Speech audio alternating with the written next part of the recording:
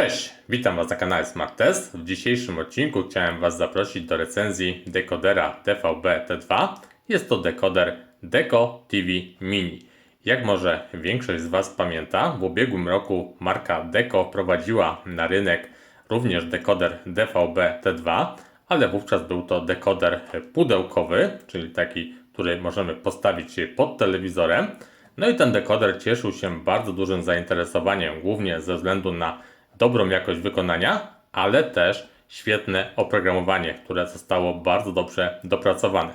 Tym razem firma Deco postanowiła wprowadzić na rynek dekoder w wersji mini, czyli dekoder chowany za telewizorem. No i tym razem również możemy liczyć na dobrą jakość wykonania, no i również na świetnie dopracowane oprogramowanie. Ja już miałem okazję przez kilka dni korzystać z tego dekodera, no i muszę Wam powiedzieć, że według mnie jest to chyba jeden z najciekawszych dekoderów mini, jaki pojawił się na rynku. Ale po kolei. Najpierw zacznijmy sobie może od tego, co znajdziemy w zestawie. A w zestawie, jak widzicie, mamy dekoder, przewód zasilający, zewnętrzny odbiornik pilota wraz z wyświetlaczem, pilot zdalnego sterowania oraz instrukcję obsługi. Zacznijmy od samego wykonania tego dekodera. Jak widzicie, konstrukcja w całości wykonana z tworzywa sztucznego. Wymiary to jest jakieś 10,5 na 4 cm, czyli w porównaniu na przykład do dekoderów Vivy jest ta konstrukcja nieco większa, dzięki czemu mamy też znacznie lepsze chłodzenie tego dekodera, na co wiele osób narzekało w przypadku na przykład urządzeń konkurencji. Jak widzicie, dużo otworów wentylacyjnych po obu stronach dekodera, nie jest to konstrukcja zamknięta. Mamy tutaj zintegrowane gniazdo antenowe tutaj po mojej prawej stronie, do którego oczywiście musimy sobie podłączyć antenę telewizyjną. Z drugiej strony, tutaj jak widzicie, na przewodzie zintegrowanym z dekoderem mamy złącze HDMI, czyli nie potrzebujemy żadnych dodatkowych przewodów, po prostu wpinamy całość do gniazda HDMI waszego telewizora.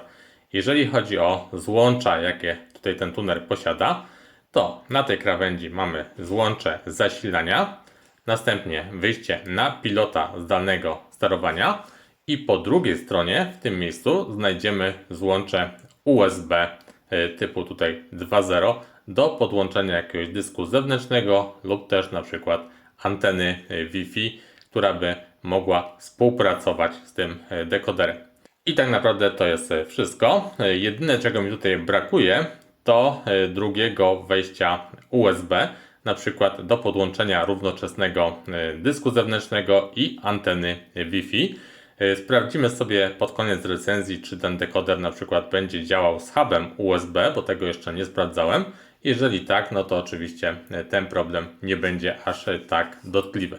Ok, tyle jeżeli chodzi o konstrukcję. Jak widzicie, dekoder bardzo dobrze się prezentuje pod względem wykonania. Przewód zasilający, tutaj typowe złącze USB, z drugiej strony mamy tutaj okrągłą wtyczkę do podłączenia zasilania. No i oczywiście możemy zasilać go z gniazda USB waszego telewizora, a jeżeli nie macie w waszym telewizorze gniazda USB, to musicie dokupić jakiś zewnętrzny zasilacz 5V, tutaj 2 A w zupełności wystarczy, czyli jakiś zasilacz od starszego telefonu również będzie z tym dekoderem współpracował. Następnie mamy odbiornik pilota zdalnego sterowania. Odbiornik wyposażony jest tutaj w wyświetlacz. Jak sobie podłączymy dekoder, to będziecie mogli sobie to oczywiście zobaczyć. No i z drugiej strony mamy to złącze mini USB do podłączenia tego odbiornika do dekodera. No i pozostaje nam pilot zdalnego sterowania. Jak widzicie, jest to również chyba jeden z najciekawszych pilotów, jakie do tej pory pojawiły się w tunerach DVB-T2. Oczywiście już ta konstrukcja się pojawiała, więc nie jest to jakaś nowość. Natomiast atutem tego pilota przede wszystkim jest blok przycisków programowalnych do obsługi podstawowych funkcji telewizora. Następnie oczywiście główny joystick do zarządzania podstawowymi funkcjami telewizora, przycisk OK, lista kanałów po środku. Wokół joysticka mamy te takie najważniejsze przyciski, czyli EPG, Info, Exit oraz Menu, czyli tutaj myślę, że jest to idealnie rozwiązane. Powyżej mamy tutaj blok przycisków funkcyjnych, takich jak na przykład wybór ścieżki dźwiękowej, wybór napisów, telegazetę, listę kanałów ulubionych, szybkie wejście do USB, no i tutaj format obrazu też możemy sobie zmieniać. Regulacja dźwięku, zmiana kanałów na podłużnych przyciskach, PVR, czyli szybki dostęp do naszych nagrań, przycisk Rec nagrywania, przyciski tutaj multimedialne pod spodem, czyli przycisk od Time Shift, zatrzymywanie, przewijanie materiałów wideo, no i blok przycisków numerycznych pod spodem razem z przyciskiem na przykład Recall i to jest, myślę, też istotne, bo tego często brakuje w tego typu pilotach. Przyciski są podgumowane, miękkie i co ważne, przynajmniej dla mnie, nie klikające, czyli bardzo cicho działający pilot. Ok, zestawię jeszcze z instrukcją obsługi, ale tutaj myślę, że tego nie ma sensu pokazywać. Ok, ja mam już dekoder podłączony do telewizora. Jeżeli nie wiecie, jak tego typu dekodery podłączyć do Waszych telewizorów, to pod filmem znajdziecie linki do moich osobnych recenzji, w których pokazuję dokładnie krok po kroku, jak podłączyć tego typu dekoder do Waszego telewizora. Zamieszczę Wam też film, jak zaprogramować te przyciski na pilocie, tak żeby można było obsługiwać jednym pilotem zarówno telewizor, jak też dekoder. Tak więc odsyłam Was do tych linków. Natomiast teraz przejdźmy sobie już do samego działania dekodera Deco TV Mini. Zaczniemy może od tego wyświetlacza, który tutaj widzicie. Mamy na tym wyświetlaczu tutaj numer kanału, on świeci się na kolor zielony. Są też diody informujące nas o pracy samego dekodera. Teraz sobie przejdźmy już do samego menu i działania tego urządzenia. Jak widzicie, mam tutaj już wyszukane kanały i zobaczcie, lista kanałów od razu nam się poprawnie układa według kolejności LCN. Wszystkie kanały są ułożone w dobrej kolejności, no i co najważniejsze, wszystkie kanały, zobaczcie, z wszystkich multiplexów zostały poprawnie wyszukane. Jest multiplex 8, z którym macie najwięcej problemów i jest też tutaj nieco niżej kanał wydarzenia 24, z którym też niektóre osoby miały problem, więc zobaczcie, na tym dekoderze ten kanał bez problemu działa. Ok, teraz chciałem Wam pokazać, jak dekoder reaguje na zmianę kanału, jak szybko działa ten dekoder, więc zobaczcie, zmieniamy kanał, no i teraz zobaczmy, no jak widzicie, zmiana kanałów wydaje się całkiem niezła. Jeszcze kilka kanałów sobie poprzerzucamy. Jak widzicie, około sekundy taka zmiana kanałów, szczególnie jeżeli są na jednym multiplexie, więc wydaje mi się, że ten czas działania jak najbardziej ok. Więc tutaj pierwszy plus po stronie dekodera Deco. Na pewno też na plus, że po zmianie kanałów mamy od razu płynne odtwarzanie obrazu, nie mamy takiego zatrzymania, więc jak dla mnie jest ok. Teraz klasycznie przejdźmy sobie do sprawdzenia działania przycisku Info na pilocie oraz EPG. Zaczynamy od Info. Pierwsze przyciśnięcie. Mamy tutaj czytelny oczywiście pasek, gdzie widzimy numer kanału, jego nazwę. Jest też data, godzina, informacje o rozdzielczości, w jakiej ten kanał jest nadawany, jakim kodekiem jest kodowany. No i oczywiście tutaj informacje, co obecnie jest nadawane, co będzie nadawane w następnej kolejności i jest też czytelny pasek postępu. Więc tutaj oczywiście na plus. Drugie przyciśnięcie przycisku Info rozwija nam tutaj baner z informacjami o danym programie.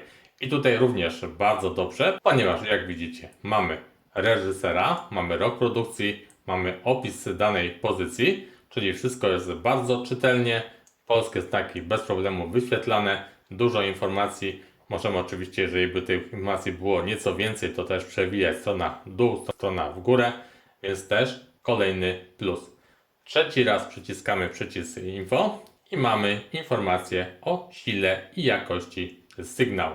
Jeżeli chodzi o głowicę zastosowaną w tym dekoderze, to oczywiście tutaj u mnie ta jakość, siła sygnału jest na bardzo dobrym poziomie, natomiast pamiętajcie, że ja mam bardzo blisko do nadajnika, tak więc tutaj nie mogę Wam obiektywnie tego do końca ocenić, natomiast wydaje mi się, że jest tutaj bardzo dobra głowica w tym dekoderze zastosowana. Ja oczywiście będę ten dekoder jeszcze sobie testował przez kilka dni, więc jeżeli jakieś tutaj będą z tym problemy, to oczywiście będę Wam pisał o tym w komentarzach. Ok, teraz przejdźmy do EPG. EPG niestety dość klasyczne jak w większości dekoderów DVB-T2, czyli nie w tej takiej wersji telewizyjnej, jaką tutaj dużo osób preferuje, tylko takie klasyczne jak tutaj w dekoderach DVB-T, czyli mamy tutaj listę kanałów po lewej stronie, natomiast po prawej mamy informację, co na danym kanale jest nadawane. Natomiast zauważcie, jeżeli sobie chcemy sprawdzić, co jest na kolejnym kanale nadawane, no to niestety automatycznie też w tym oknie podglądu zmienia nam się oglądany kanał. Tak więc to jest taki moim zdaniem mały minus. Natomiast jeżeli chodzi o czytelność, no to tutaj jak widzicie jest całkiem nieźle. Możemy sobie tutaj przeglądać te pozycje programowe najbliższe. Możemy oczywiście na każdej takiej pozycji przycisnąć OK na pilocie i sobie rozwinąć opis tej pozycji programowej. I też jak widzicie te opisy są bardzo dokładne, ponieważ też mamy aktorów, rok produkcji, kraj produkcji, pełen opis, więc wydaje mi się, że pod tym względem tutaj nie ma żadnych problemów. Natomiast no, trochę tutaj brakuje tej możliwości sprawdzenia sobie programu telewizyjnego na innych kanałach, jednocześnie oglądając jakiś tutaj wybrany materiał. Jeżeli byśmy chcieli coś sobie zaprogramować, jakieś nagranie, to oczywiście możemy to zrobić bezpośrednio właśnie z tego EPG, przycisk czerwony. I teraz są dwie możliwości. Oczywiście odtworzenia, czyli o danej godzinie tuner nam się przełączy na ten kanał, który sobie wybraliśmy i uruchomi nam ten program. Lub też możemy oczywiście przejść sobie do opcji PVR i zapisać sobie takie nagranie. Jeżeli sobie wybierzecie którąś z tych opcji, to niestety przycisk OK tego nam nie zatwierdza. Dopiero klikamy Exit i w tym momencie jest pytanie, czy zapisać takie nagranie. Zapisujemy i jak widzicie mamy tutaj informację, że ta pozycja została dodana do listy nagrań. Tą listę Wam też za chwilę pokażę. Natomiast jeżeli sobie na przykład klikniecie Zarezerwuj i wybierzecie tą opcję Otwórz, tutaj również musimy wyjść, zapisać, to przy takiej opcji będziemy mieć zieloną tutaj kropkę, czyli wiemy, że ta pozycja to będzie przypomnienie, czyli tunel nam się uruchomi na tym kanale, będziemy mogli sobie to oglądać, a ta pozycja zostanie zapisana, nagrana na pendrive'a. Ok, tyle odnośnie tutaj tych informacji z EPG. Teraz sobie przejdźmy tradycyjnie do menu tego naszego dekodera. I teraz zobaczcie, menu w formie takich kapelek. Nas najbardziej będzie interesował ten górny rząd, ponieważ tutaj mamy wyszukiwanie kanałów i od razu zauważcie, tunel potrafi wyszukiwać kanały telewizji naziemnej DVB-T2, ale również nadaje się do telewizji kablowej, czyli też możemy sobie wyszukiwać kanały w standardzie DVB-C. Przy kanałach naziemnych oczywiście tutaj wybieramy sobie kraj i wyszukiwanie mamy albo automatyczne, albo też ręczne. Przy ręcznym Wam pokażę tylko jedną rzecz. Od kanału 5 do 70 dekoder nam wyszukuje kanały, czyli wszystkie multiplexy bez problemu jesteście w stanie sobie przeszukać i wszystkie kanały wyszukacie. Funkcja LCN domyślnie jest włączona, dlatego te kanały są ułożone w odpowiedniej kolejności. Natomiast gdybyście chcieli układać własne listy kanałów, to pamiętajcie, żeby funkcję LCN wówczas wyłączyć. To jest bardzo ważna sprawa. Automatyczne aktualizacje list kanałów. Jest ta funkcja w tym dekoderze i jest włączona, czyli jeżeli się jakieś nowe kanały pojawią na jakichś multiplexach, to dekoder będzie nam to automatycznie aktualizował.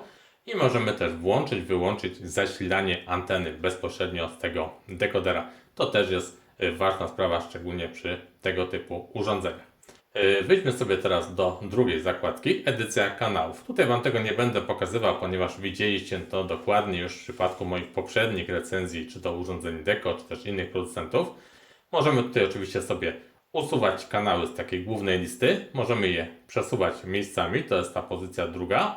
Możemy pomijać wybrane kanały, zablokować któryś z kanałów, no i oczywiście dodać kanały do listy kanałów ulubionych. Jeżeli chodzi o listę kanałów ulubionych, to tutaj klikamy piątkę, OK i zobaczcie, mamy tutaj kilka list już utworzonych, takich domyślnych, natomiast minusem jest to, że są one opisane tylko w języku angielskim. Natomiast możemy oczywiście tworzyć też sobie własne listy kanałów dodatkowe i możemy tutaj stworzyć 23 takie listy kanałów. Czyli plus te już tutaj standardowe to około 30 list kanałów jesteśmy w stanie sobie na tym dekoderze utworzyć. Ok, to teraz przejdźmy do ustawień.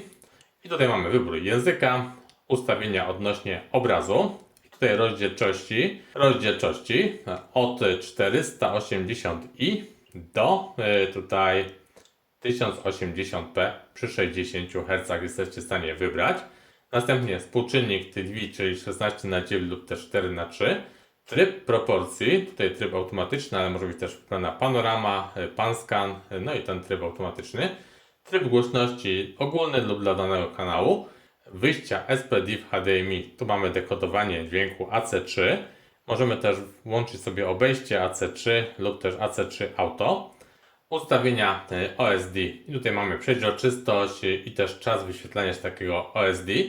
Możemy też ustawić sobie, co ma się dziać podczas zmiany kanału. Czy ma być zatrzymany na moment obraz, czy ma być na przykład tutaj czarny ekran. Więc możecie sobie to wybrać, która opcja będzie Wam bardziej odpowiadała. Następnie mamy blokadę rodzicielską. Możemy ją włączyć, wyłączyć, no i oczywiście zmienić hasło dla takiej blokady. Ustawienia czasu. Tutaj tryby automatyczne lub też ręczne. I teraz przechodzimy do nagrywania. I teraz funkcja Time Shift, możemy ją włączyć, wyłączyć. Następnie czas trwania nagrania możemy sobie tutaj ustawić ręcznie. Nagranie sekcji możemy też włączyć lub wyłączyć. No i informacje o dysku możemy sobie tutaj sprawdzić, jaki dysk mamy podłączony do tego naszego dekodera.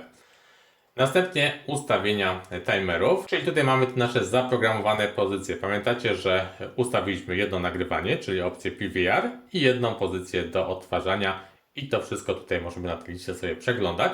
Możemy też każdą taką pozycję sobie na przykład edytować i zmienić czas rozpoczęcia, zakończenia takiego nagrania itd. Ustawienia panelu, czyli chodzi o ten wyświetlacz i teraz jak widzicie możemy zmieniać jego jasność, średnia, wysoka, niska. I możemy też ustawić, czy ma się nam tutaj wyświetlać numer kanału, czy też na przykład godzinę. To jest do wyboru. I zegar w trybie czuwania może być włączony lub też wyłączony.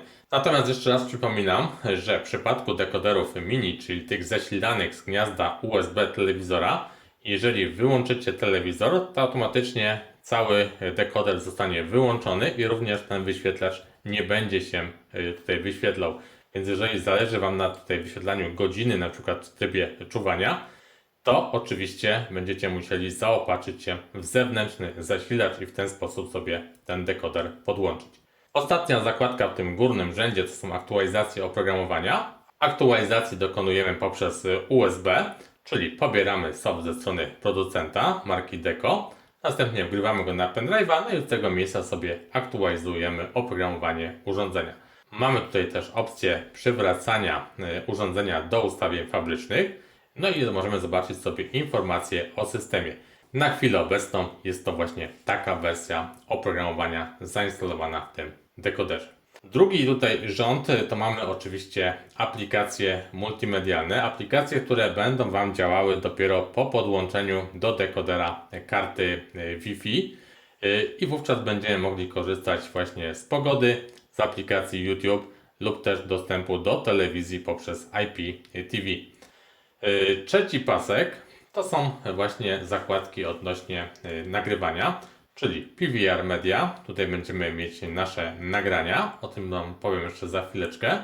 Następnie zarządzanie wideo, muzyką oraz obrazem. Więc jeżeli sobie podłączycie jakiś dysk z filmami, ze zdjęciami czy z muzyką, to będziecie mogli to wszystko sobie przeglądać na Waszym telewizorze.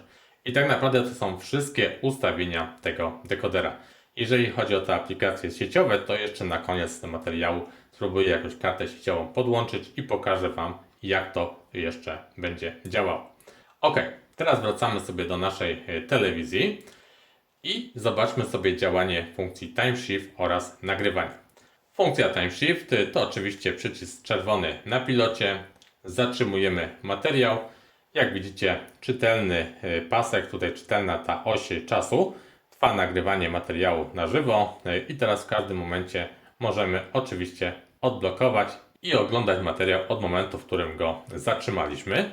Po tej osi czasu możemy się poruszać bardzo łatwo za pomocą tutaj przycisków na pilocie, czy na tym głównym joysticku, czy też tych kolorowych tutaj poniżej. I w dowolnym momencie możemy jeszcze raz rozpocząć odtwarzanie materiału wideo. Jak widzicie, działa to bardzo sprawnie, tutaj nie ma z tym żadnych problemów, natomiast pamiętajcie, że funkcja Time Shift nie jest tutaj automatyczna, czyli po jakiejś zmianie kanału musimy tą funkcję za każdym razem uruchomić ręcznie. No i teraz przejdźmy sobie do nagrywania, przycisk Res na pilocie i zobaczcie, rozpoczyna nam się nagrywanie i ono będzie trwało 2 godziny, ponieważ taki czas ustawiliśmy domyślnie w ustawieniach dekodera. To, co Wam pokazywałem przed chwilą. No i niestety ten czas jest tutaj niezmienialny. Nie możemy kliknąć jeszcze raz na przykład Rec i zmienić sobie ten czas, wydłużyć, zmniejszyć, jak w niektórych dekoderach. To jeszcze tutaj myślę zostało do dopracowania, do poprawy. Natomiast jeżeli chodzi o samo nagrywanie, no to jak najbardziej ok. I teraz, jeżeli podczas nagrywania właśnie sobie włączycie listę kanałów, to zobaczcie, że lista została ograniczona tylko do kanałów z tego multiplexu, z którego nagrywamy materiał wideo. I oczywiście każdy z tych kanałów możemy sobie równocześnie oglądać podczas nagrywania tej pozycji. Tak więc jak widzicie, to wszystko też bez problemu będzie Wam działało i możecie sobie jeden kanał nagrywać, a oglądać jakiś inny. Z tym, że pamiętajcie, że tylko w obrębie jednego multiplexu. I teraz widzicie tutaj listę nagrań, które sobie zarejestrowałem, nagrałem na tym dekoderze. I to, co chyba najważniejsze, to jak widzicie w nazwach mamy nie tylko datę i numer kanału, z którego nagrywaliśmy, ale mamy nazwy nagrywanych programów. W przypadku seriali mamy też numer odcinka, z jakiego kanału nagrywaliśmy, o jakiej godzinie. No i też wszystko jest to bardzo czytelnie opisane. Czyli to jest jeden z większych atutów, jeżeli też chodzi o ten dekoder. Najeżdżając na daną pozycję, klikając OK, następuje automatyczne odtwarzanie materiału wideo. Tutaj też jest pasek postępu, możemy tu oczywiście się poruszać po tej osi czasu, więc to wszystko, jak widzicie, świetnie działa. Czyli tutaj pod względem nagrywania jeden z lepszych dekoderów mini, jakie do tej pory pojawiły się na rynku. Ok, to teraz może sobie jeszcze zmierzymy czas uruchomienia się takiego dekodera, czyli sobie teraz wyłączymy dekoder. Jak zwykle posłużymy się stoperem. No i teraz power, czas, start i zobaczmy, ile ten dekoder Deco będzie potrzebował na uruchomienie się. Mamy 8 sekund, na razie jest logo marki Deco. 12 sekunda. No i mamy obraz. Jakieś 16 sekund od startu do pojawienia się obrazu, czyli tutaj ten czas jak najbardziej akceptowalny. Ok, obiecałem Wam na koniec, że podłączymy sobie antenę Wi-Fi, więc ja sobie teraz tę antenę podłączę i pokażę Wam, jak działa tutaj internet w tym dekoderze. No i teraz zobaczcie, jeżeli chodzi o kartę sieciową, ja tutaj skorzystałem z karty Deco, czyli tutaj tego samego producenta, natomiast oczywiście jeżeli macie jakieś inne karty Wi-Fi, to możecie sprawdzić, ponieważ większość kart jest na podobnym procesorze oparta, więc myślę, że też powinna Wam działać. Natomiast jeżeli macie kupić kartę, to oczywiście polecam kartę marki Deco. Jak może zauważyliście, to co Wam obiecałem na początku, sprawdziłem też, czy możemy podłączyć sobie do tego dekodera huba USB i w tym momencie, jak może zauważyliście, mam podłączone do tego dekodera poprzez hub właśnie kartę Wi-Fi oraz równocześnie pamięć USB. I jak widzicie, oba te urządzenia działają, więc zaczynamy od ustawień sieci Wi-Fi.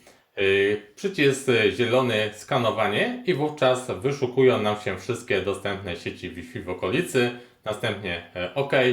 Musimy podać hasło do naszej sieci Wi-Fi. Wpisujemy tutaj z tej klawiatury i po wpisaniu oczywiście możemy się już połączyć z internetem. Połączenie z naszym routerem, naszą siecią Wi-Fi i już tak naprawdę po chwili będziemy mieć dostęp do internetu, tak jak widzicie. Więc możemy sobie wyjść z tych ustawień. No i teraz przejdźmy do aplikacji. Mamy tutaj pogodę. Zobaczcie, jak ona wygląda. W ten sposób możemy sobie sprawdzać tutaj pogodę na kolejne dni. Następnie aplikacja YouTube. No i zobaczcie, bardzo prosta aplikacja, niestety nie w języku polskim. W ustawieniach możemy brać sobie tylko region, rozdzielczość. Tu mamy oczywiście Polskę ustawioną, natomiast tutaj dalej mamy opisy po angielsku. No i niestety, jak się okazuje, nie mamy możliwości wyszukiwania tutaj jakichś materiałów, ponieważ każde wyszukanie tutaj z tej funkcji kończy się błędem, brakiem rezultatów, więc jak dla mnie aplikacja nie jest użyteczna. Natomiast mamy aplikację IPTV, którą według instrukcji na stronie producenta oczywiście możemy sobie skonfigurować, więc jeżeli macie jakiś dostęp do telewizji internetowych, do IPTV wykupiony, czy też korzystacie z jakichś darmowych serwerów, to będziecie oczywiście tutaj mogli sobie to wszystko ustawić i będziecie mogli z tej funkcji sobie również skorzystać. Po podłączeniu anteny nadal tutaj nie mamy możliwości aktualizacji poprzez sieć. Tak więc tak naprawdę jak dla mnie, jeżeli nie macie dostępu do telewizji IPTV jakiegoś wykupionego, to tak naprawdę kupno dodatkowej karty Wi-Fi w tym urządzeniu mija się z celem. Tutaj Wam jeszcze pokażę, że ten pendrive podłączony do huba działa. Możemy sobie te materiały z USB też bez problemu przeglądać. Tak więc jak widzicie, mamy możliwość podłączenia sieci, natomiast funkcjonalność będzie tylko w przypadku, kiedy macie dostęp do IPTV. No i na koniec jeszcze dwa słowa na temat HBB TV, czyli tej telewizji hybrydowej, ponieważ o to też bardzo często pytacie w komentarzach. Więc kolejny raz przypominam, że tego typu urządzenia, tego typu dekodery nie obsługują funkcji HBB TV.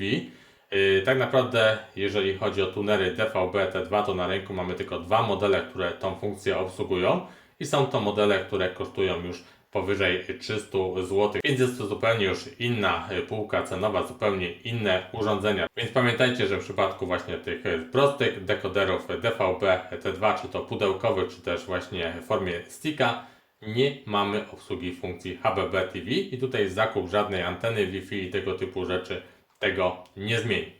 Ja oczywiście będę ten dekoder jeszcze przez kilka dni sobie testował. Jeżeli tutaj macie jakieś pytania, to oczywiście piszcie w komentarzach. Będę chciał na te pytania Wam oczywiście jak najszybciej odpowiedzieć. Z mojej strony na dzisiaj to by było już tyle. Ja Wam bardzo dziękuję za uwagę. Jeżeli materiał Wam się podobał, to oczywiście jak zwykle bardzo proszę Was o łapki w górę, o subskrypcję kanału i zapraszam już niedługo do kolejnych recenzji, jakie będą się pojawiały na kanale Smart Test. Cześć!